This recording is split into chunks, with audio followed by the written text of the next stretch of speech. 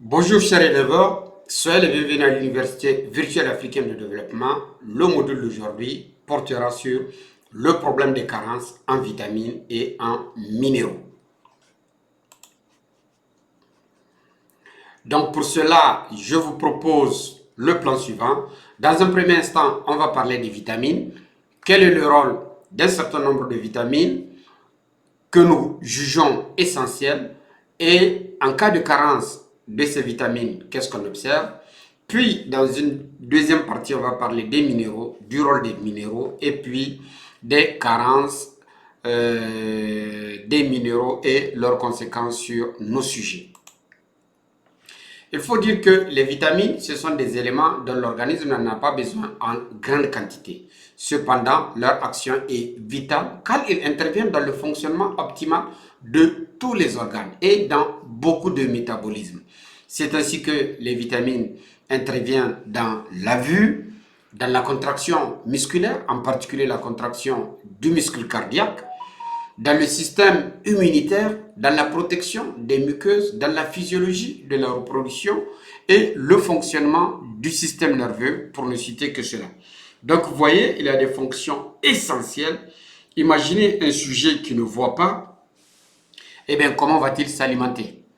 Imaginez un sujet qui a des problèmes de contraction musculaire, eh bien, comment est-ce qu'il va assurer la digestion? Imaginez un sujet dont le muscle cardiaque n'est pas fonctionnel. Imaginez des sujets dont le système immunitaire est défaillant. Imaginez un sujet dont la physiologie de la reproduction n'est pas fonctionnelle ou un sujet dont le système nerveux central n'est pas fonctionnel.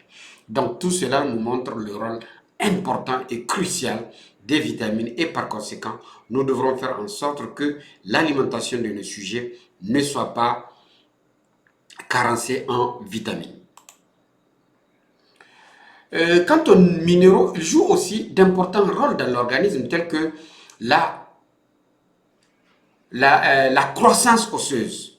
Autrement dit, les sujets, au fur et à mesure qu'ils grandissent, eh bien, les œufs augmentent de taille.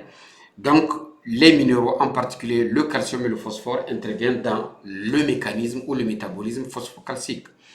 Dans la contraction musculaire, en effet, les cellules sont polarisées à cause des ions Na+, et Cl-, et par conséquent, c'est ce qui permet la contraction musculaire dans la physiologie sexuelle, dans l'immunité, tel que le magnésium qui intervient dans le renforcement de l'immunité. Donc cela nous montre aussi, une fois de plus, le rôle des minéraux et par conséquent, il est important que les animaux n'aient pas de carence en minéraux. Nous devrons faire en sorte que l'alimentation soit équilibrée. À présent, on va parler des carences en vitamines. Et on ne va pas prendre toutes les vitamines, mais on va prendre les vitamines les plus importantes. Tout naturellement, on va commencer par la vitamine A. Elle intervient dans le maintien de la vision, dans l'entretien des cellules et par conséquent des muqueuses, dans le développement embryonnaire, dans le fonctionnement du système immunitaire et la carence se traduit par une baisse de la production. Par conséquent, il est très important que votre alimentation soit riche en vitamine A et vous pouvez trouver la vitamine A dans des produits comme Supervit, dans des produits comme Introvit A+, dans des produits comme Olivitazole, dans des produits comme Stress Mix, pour ne citer que cela. Les vitamines du groupe B, en particulier B1, B2, B6 et B12, eh bien, ces vitamines interviennent dans la production des globules rouges, si bien que leur carence se traduit par de l'anémie, autrement dit des sujets qui n'ont pas assez de sang. La conséquence directe, c'est une baisse de la production énergétique et par conséquent une faiblesse. Le fonctionnement du système nerveux est aussi impacté grâce à ces vitamines et par conséquent la carence va se traduire aussi par une baisse de la production. Donc vous pouvez trouver des produits qui sont riches en vitamines du groupe B, par exemple le B pur que vous trouverez exclusivement à la maison des éleveurs et c'est un produit de Varcellega. La vitamine C, elle intervient dans le fonctionnement des vaisseaux sanguins, dans la production des collagènes, des cartilages, de la peau. La vitamine C, c'est l'anti-infectieux par excellence. Elle stimule la résistance de l'organisme. La vitamine C stimule la sécrétion de la glande surrénale. Et c'est la glande surrénale qui stimule la production des corticoïdes.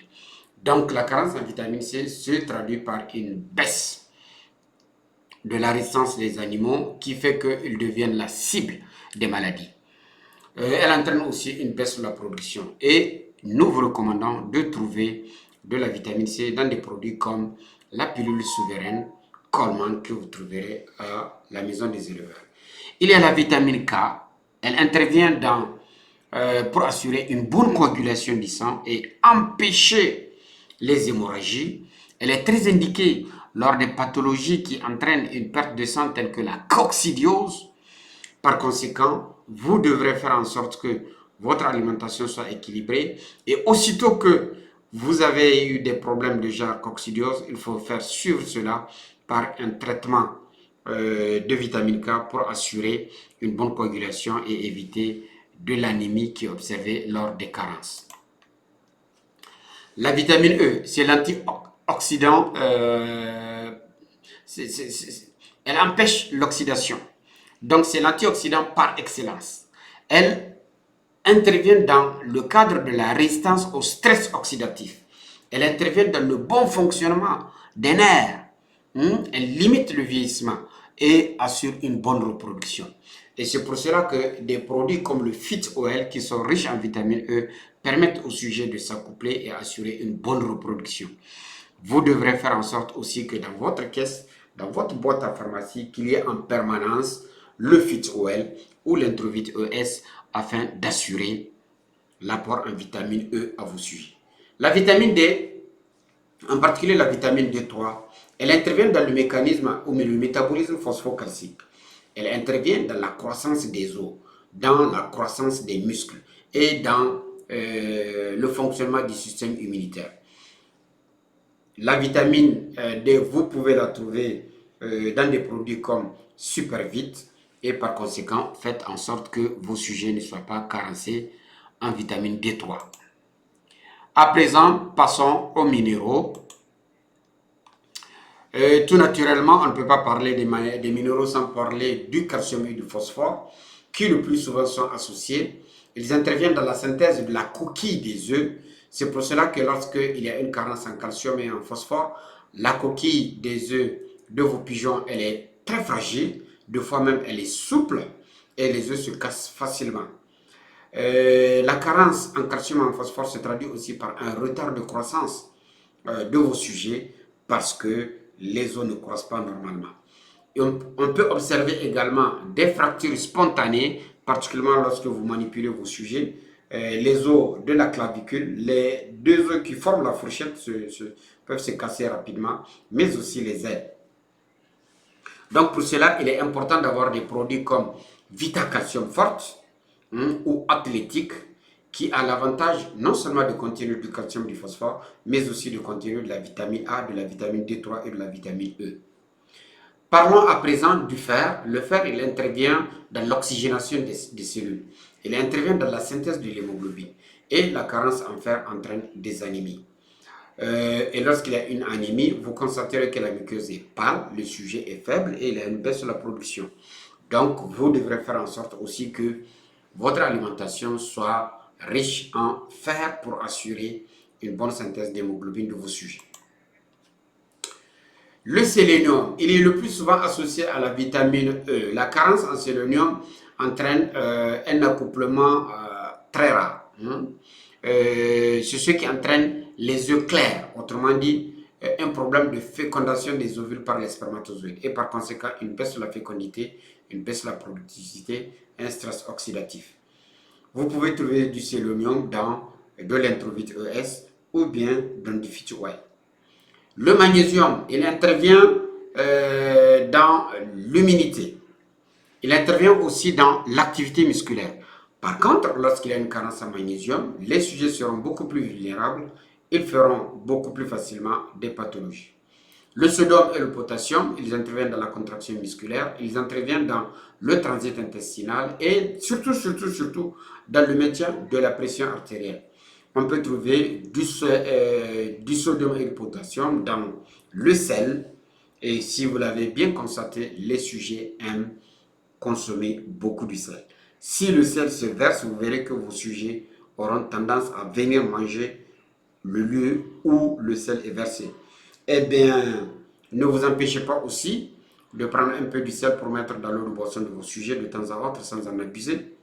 Et lorsque vous avez aussi une indigestion ingluviale, lorsqu'il y a une stase des aliments dans le tube digestif et que vos sujets ne veulent pas assurer un bon transit alimentaire, prenez 1 ou 2 grains de chlorure de sodium, de sel, mettez dans leur bec et vous verrez que le transit va être accéléré parce que cela va faciliter la contraction des fibres branches du tube digestif.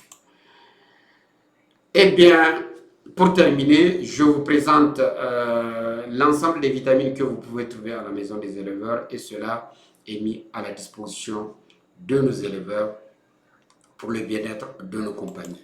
Mesdames et messieurs, voilà ce que j'ai bien voulu partager avec vous dans le cadre de ce module portant sur la carence en vitamines et la carence en minéraux qu'on peut observer au niveau de nos sujets et qu'il faudrait tout faire pour empêcher parce que les vitamines et les minéraux jouent un rôle essentiel dans beaucoup de métabolisme, en particulier dans la reproduction, dans l'immunité. Sur ce, je vous dis à la prochaine et on se donne rendez-vous pour le prochain module. Bye.